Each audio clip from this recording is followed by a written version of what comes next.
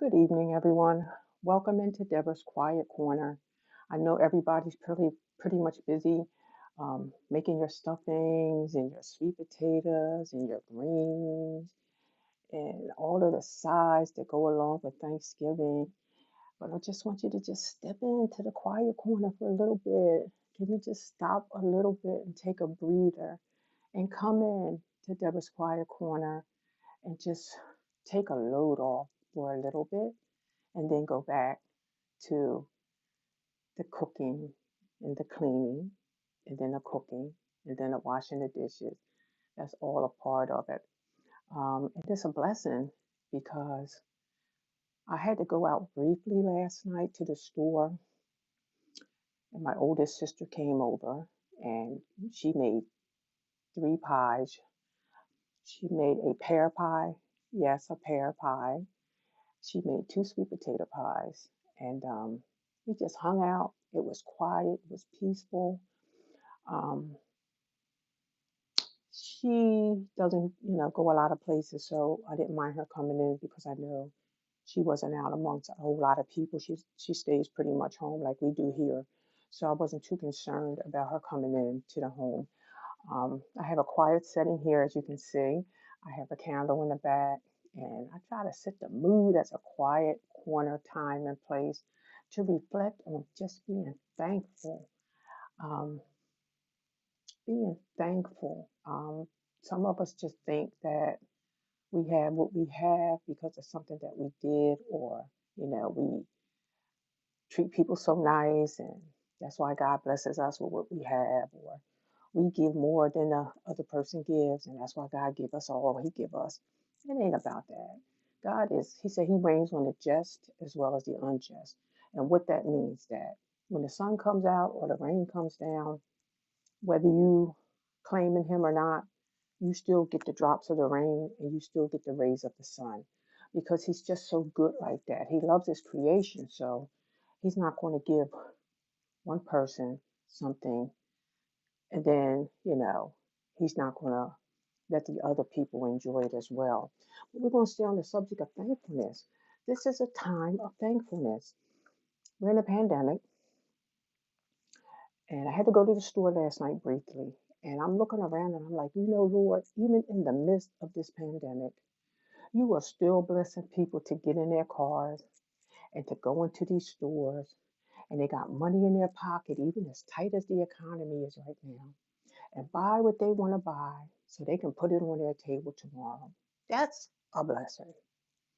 That is a blessing because everybody may not be as fortunate as you may have been to walk in the store and load your table up with whatever you desire to have on your table for this Thanksgiving meal. So we need to take time and reflect and be thankful. Let's not just be thankful when everything is going down our highway. We getting what we want. We got money put up. Our family's pretty good in health. Nobody's suffering or sick and really going through anything. Because let me tell you something, life brings us all of those things um, at different times. You may go a long time before you get hit with something that just takes the wind out of you. Can you be thankful then? Can you be thankful when the table's scarce? Can you be thankful when you don't have that extra money to go buy the things that you desire to buy? Would you have been thankful this Thanksgiving if the Lord had said, I'm not, you're just not going to have enough to do it this year. I'm just not going to let you do it like you did it last year. I just want to skim it back a little bit. Would you have been thankful? Could you still have been happy and have the joy that you have now because you got everything? You got the turkey, the stuffing, the sides, and now you just bubbling over with joy. But what happens when trouble hits? Can you be thankful to God when things don't go your way? You lose a loved one, somebody in your family gets afflicted with some type of illness and they're sick in their body and in their mind, or some people's going through depression. And this is a very serious time for a lot of people because everybody can't deal with the holidays. These holidays bring out a lot of depression in a lot of people because It's a time of coming together. And then we're dealing with the pandemic, which is going to also put a little rain over the sunshine of the holiday. So while we're in our own little corners, let's remember those that may not have been as blessed as you were to do what you're doing right now, because it may come a time, you know, everything got to come down and get air. I don't care how high the eagle flies. He's coming down to get some air eventually. And sometimes we be just going, and it just look like everything is just, just we're just in our zone. And then soon as something hits, we fall apart. Can you be thankful if things fall apart? Can you be thankful until God puts it back together again? Because He may make you wait a little bit before He decides to put it back together and get you back where you were before the thing hit. Now, biblically, the children of Israel, I have my word here, they were thankful to God as long as things were going their way. I might have to take my glasses off to read. That's backwards. I know mostly people have to put them on to read, but I may have to take them off to read. And then I'm like in this quiet corner space with the candle. So that's going to also add to how much I can really see closely to what I'm trying to read here. I'm just going to read a little bit of this out of Psalm 61. And it says that this scripture reminds us of the children of Israel when they became greedy and demanding. Yes, God's chosen people were greedy and demanding. It warns us of the dangers of greedy, lustful hearts, because such a heart is never satisfied, and that is an unsafe spiritual condition. Let me read that again. Lustful heart becomes lustful heart because such a heart is never satisfied. You don't want to have a lustful heart, and that is an unsafe spiritual condition. You have some people that's never satisfied. I don't care what you do for them. I don't care what you give them. I don't care how kind you are to them. They are not going to be satisfied. And God is warning us through the scriptures about our influences and not being grateful and thankful. I know sometimes I struggle in that area. I'm like, well, Lord, why I gotta go through all this? Like this is a lot. Other people they enjoying this, that, and the third, and I'm over here and I gotta go through this, Lord. Like, then I have to catch myself because I'm like, me complaining about it is gonna change it. I could pray about it and change it, but complaining about it ain't gonna change it. So I catch myself sometimes like being a caregiver, 24 hours a day, 7 days a week. I'm restricted. Like if I need to go out, I have to have someone come in and sit in. And I'm not complaining. I'm thankful that there's people that will fill in the gap when I need that little bit of space, because God could have it where I have to go through this and nobody comes to my rescue. So I'm not complaining about it. I'm just saying, like, you just feel some kind of way sometimes because we feel like we're supposed to get all the good stuff out of this life and we ain't supposed to go through nothing. Let's look at Job. If you never read the book of Job and you want to know about suffering and being grateful, go read the book of Job. It's in the Old Testament. This man went through so much. His friends came and accused him and told him, his wife even told him that he should curse God to his face because Job was afflicted with boils and runny sores. And he stayed in that condition. He lost his children. He lost everything. The enemy was coming, taking stuff from him like that. If the enemy comes and start taking your stuff, can you still be at peace? Can you still have joy? Can you still be content? Or it's just as long as everything's going down your highway. It doesn't work like that. I'm sorry. We have to put our priorities in intact.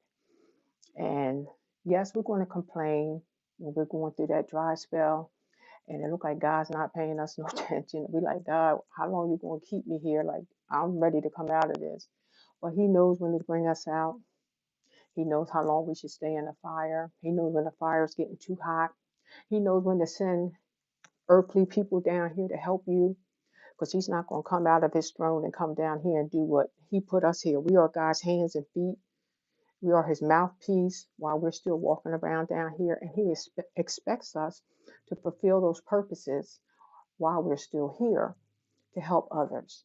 So we're here for other people. We're here to be thankful. It's not all about us. It's not about just you and your little family or your little group.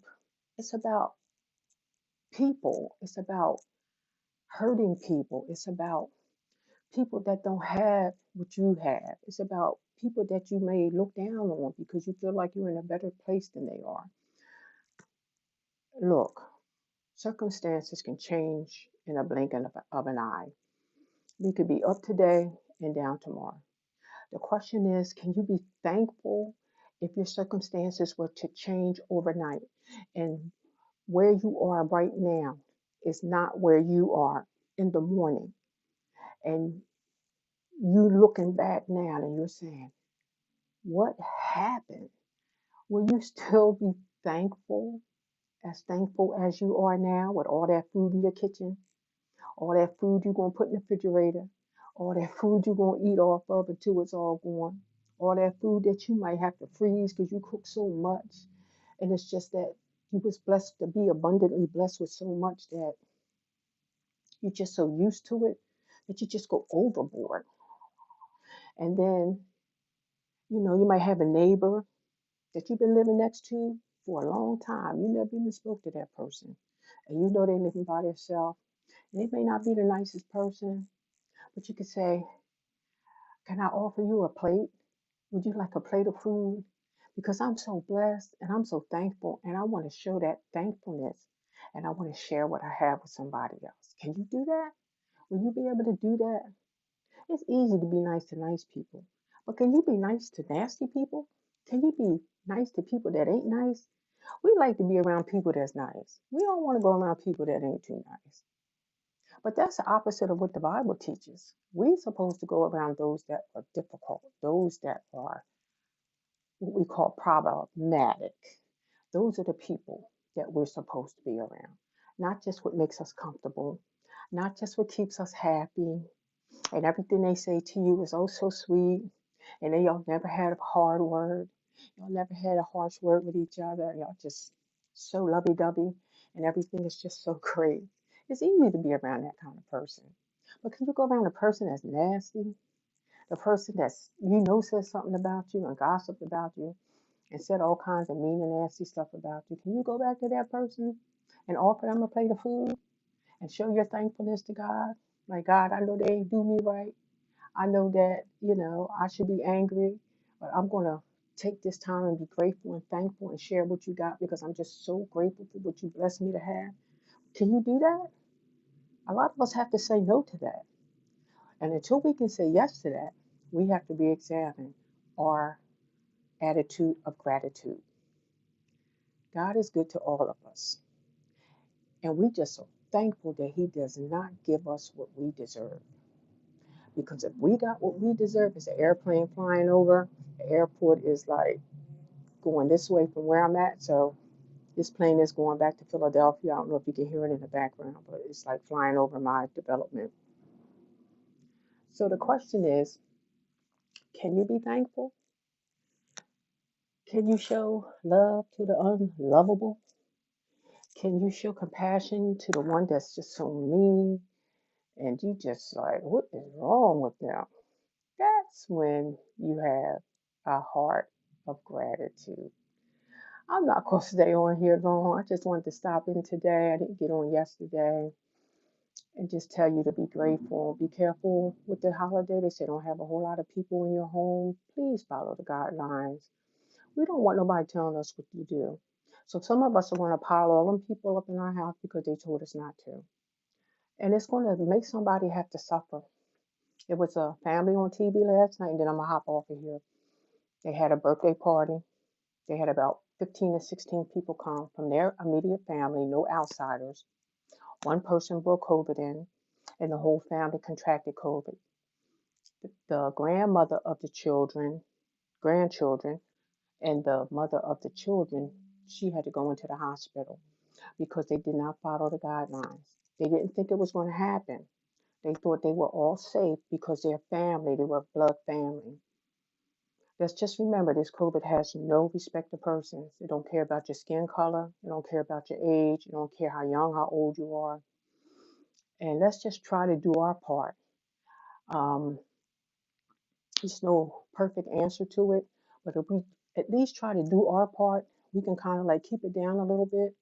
So somebody might get it that did their part, but at least you say to yourself, well, at least I tried to follow the guidelines. I tried to do what I was supposed to do to stay safe.